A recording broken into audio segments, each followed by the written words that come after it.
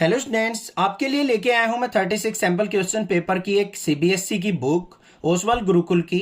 इसके अंदर से आप English, physical education, computer science, physics, chemistry और मैथमेटिक्स के सैंपल पेपर्स की प्रैक्टिस कर सकते हैं। आप बार बार बोल रहे थे सर कोई सैंपल पेपर की बुक होनी चाहिए, तो ये एक बुक बहुत अच्छी लगी मुझे। इसका बाय लिंक आपको डिस्क्रिप्शन में मिल जाएगा, वहां से जाके आप इस बुक को बाय कर सकते हैं। तो आज देखने वाले हैं हम एक मैथमेटिक्स का नया सैंपल पेपर। तो चलिए देख लेते हैं एक बार। तो ये यहाँ पे है सैंपल पेपर 33 और यहाँ पे आपको बारकोड भी मिलेगा इस बुक के अंदर, जिसको स्कैन करके आप ऑनलाइन एग्जाम्स दे सकते हैं या फिर अपनी प्रैक्टिस कर सकते हैं। सबसे पहले बात करें सेक्शन 1 की। सेक्शन 1 के अंदर आपके 1 मार्क्स के क्वेश्चन होंगे। किस टाइप के क्वेश्चन होंगे मैं यहाँ पे थोड़ा सा रिव्यू बताऊंगा, प्रैक्टिस आपको खुद से ट्राई करनी है, ठीक है भाई। आपको यहाँ पे सॉल्यूशन भी साथ में दे रखा है, जिस क्वेश्चन का आंसर ना आए तो वो आप आसानी से यहाँ से देख सकते हैं। क्या है question number 1? If A is a matrix of order 3/4 then each row of A has. तो रो के अंदर कितने एलिमेंट होंगे ये आपसे पूछा है। जल्दबाजी नहीं करनी है। कई बार बच्चे क्या करते हैं 3 4 जा 12 कि इसके अंदर 12 एलिमेंट होंगे। भाई उसने रो में पूछे हैं कि एक रो के अंदर कितने एलिमेंट होंगे। आगे रो होती है, पीछे कॉलम होती है। तो 3 रो है, 4 कॉलम्स है, तो रो के अंदर 4 एलिमेंट्स होंगे। यहां पे ध्यान से देखना, तो हमारा आंसर क्या हो जाएगा? D option is the correct option. ठीक है बच्चों, आगे चलते हैं। The area of triangle formed by 3 collinear points are.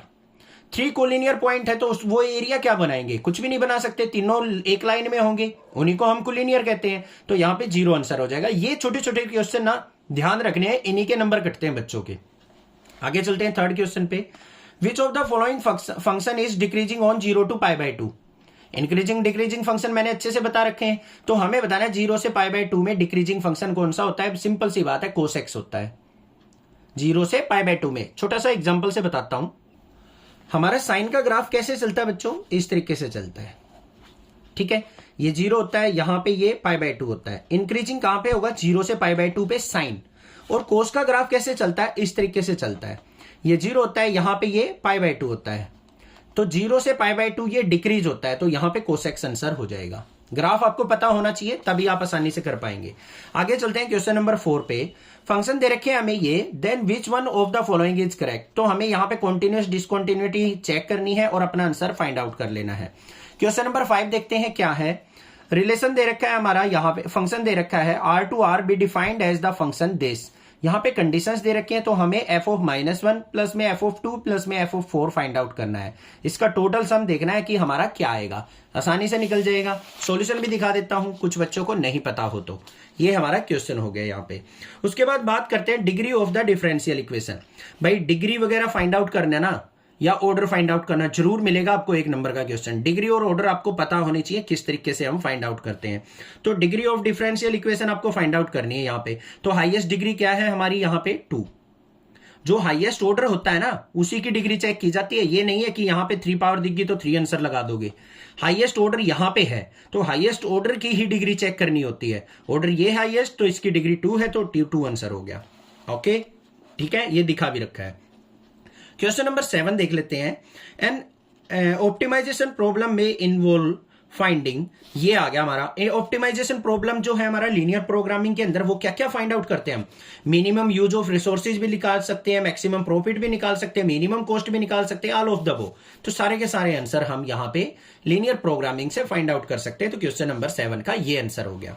Question number 8 के अंदर देखते हैं क्या। Find the interval in which the function f(x) = sin x plus cos x। और हमें यहां पे इंटरवल दे रखा है कि x जो 0 से 2π इज डिक्रीजिंग। तो यहां पे बिल्कुल सिंपल सा है, हम यहां पे इस तरीके से सोल्व आउट करेंगे। sin x = cos x कौन से इंटरवल पे इक्वल होगा? तो ये वैल्यू हो गई हमारी, तो ये आ जाएगा हमारा यहाँ पे option A is the correct option. Next question number 9 देखते हैं। dx by cos 2x plus sin square x simple सा इंटीग्रेशन है, इसको सोल्व आउट करेंगे तो 10x आता होगा इसका आंसर। बिल्कुल, तो इसका आंसर आएगा हमारा 10x प्लस c। याद है, क्योंकि कई बार सोल्व कर चुके हैं तो पता लग जाता है। जितनी ज्यादा प्रैक्टिस करोगे ना मैथ की, उतनी ही ज्यादा नहीं है, मतलब कम है उतनी ही, ठीक है। तो practice makes a man perfect. तो यहां पे आंसर आ जाएगा हमारा 10x। इंटीग्रेशन भी दिखा रखा है, cos 2x का फॉर्मूला ओपन करना है, ये कट गया। cos 2x का second square x, second square का x का इंटीग्रेशन होता है 10x।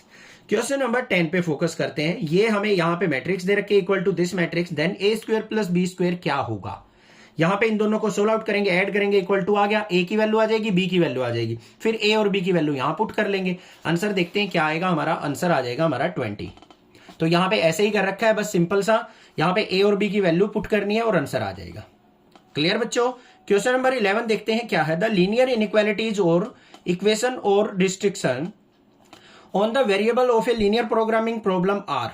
कंस्ट्रेंट की हमारी क्या होती है, यहां पे बिल्कुल सिंपल सा दे रखा है कि लीनियर प्रोग्रामिंग प्रॉब्लम के अंदर इनइक्वालिटीज, इक्वेशंस और रिस्ट्रिक्शन ऑन द वेरिएबल कौन प्रूव करता है, कंस्ट्रेंट्स।